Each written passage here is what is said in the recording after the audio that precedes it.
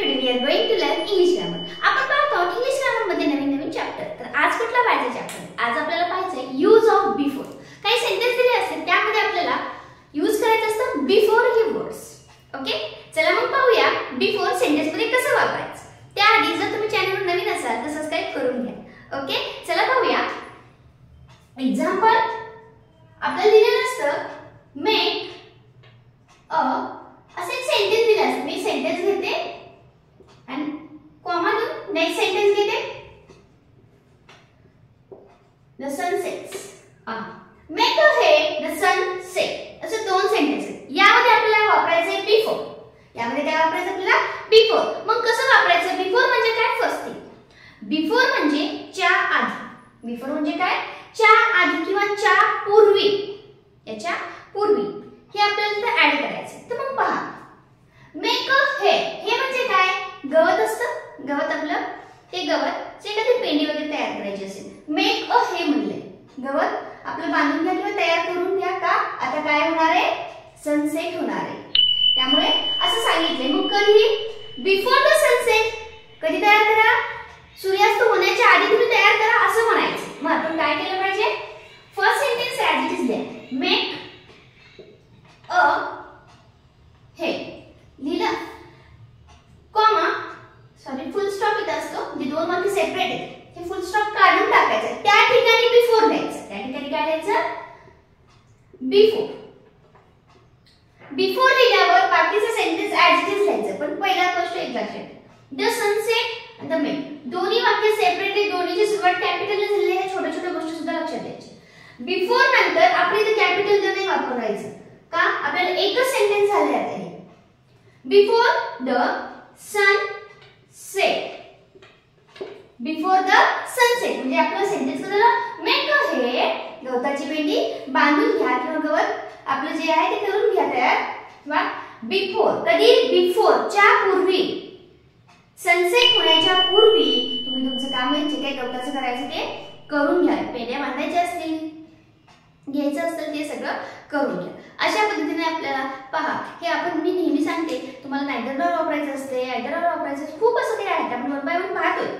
यामध्ये वापरताना एक लक्षात ठेवायचं की याचं मीनिंग बदललं नाही पाहिजे. आता इथे हेच झाले. Sentence as it is. The sunset. Make a हे बिफोर सनसेट. सूर्यास्त होण्याच्या पूर्वी हे करून घ्या. अशा पद्धतीने नेक्स्ट घेऊया. अजून यातले काही क्लू आहेत, फक्त कसं वापरायचं हे घ्या. परत कधी कधी येतं की फाइंड एरर येतं किंवा डिफरंट टाइप क्वेश्चन येतात. मी वन बाय वन सांगत चालणार तुम्हाला. पहिल्यांदा अजून एक सेंटेन्स घेऊया आणि ह्याच्यामध्ये पण आपण वापरून बघूया. I would die I like. पहा सेंटेन्स कसं झालंय तयार. I would die I like. काय म्हणते? आय वुड डाय. मी खोटं बोलणार नाही किंवा I would die I like. जर मी खोटं बोललं असेल तर मी मरेन असं म्हणायचं. किंवा मी काय म्हणले? I would die I like. आता एक सेंटेन्स मध्ये बिफोर वापरून घेऊया आणि मग मीनिंग काय होते ते पाहूया. मीनिंग आय वुड, सेंटेन्स होणार आहे आय वुड डाय. मी मरेन. कधी? Before I like.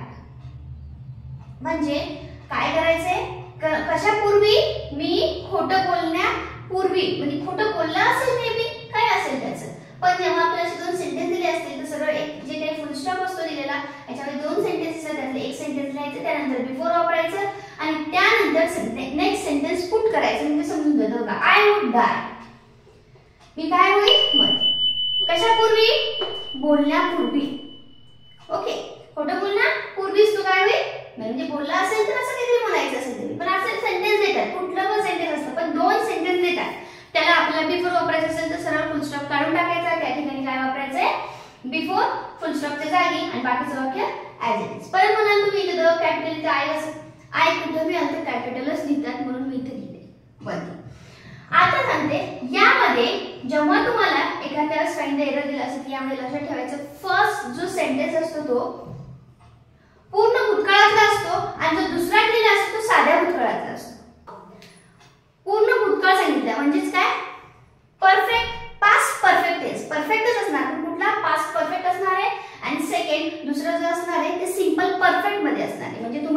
Find error दिलं तर फर्स्ट पाहिजे पास्ट परफेक्ट मध्ये आणि नेक्स्ट जो आलेला असतो किंवा दुसरं सेंटेन्स जे असतं ते पाहिजे आपल्याला सिंपल परफेक्ट मध्ये. सिंपल परफेक्ट आणि सिंपल पण दोन्ही पण कशा असतात पास्ट मध्येच असतात. या गोष्टी तुम्हाला लक्षात ठेवायच्या लागतील जर तुम्हाला फाइंड द एरर असेल तर. ओके चला तुमच्याकडे काही क्वेश्चन असतील तुम्हालाही काहीतरी प्रॉब्लेम असतील असे क्वेश्चन असतील त्यामध्ये असं काही वापरायला सांगितलं असेल ह्याच्यापेक्षा दुसरं काही असेल तरी कमेंट करत चला शेअर करत चला. ओके व्हिडिओ कसा वाटला सांगत चला.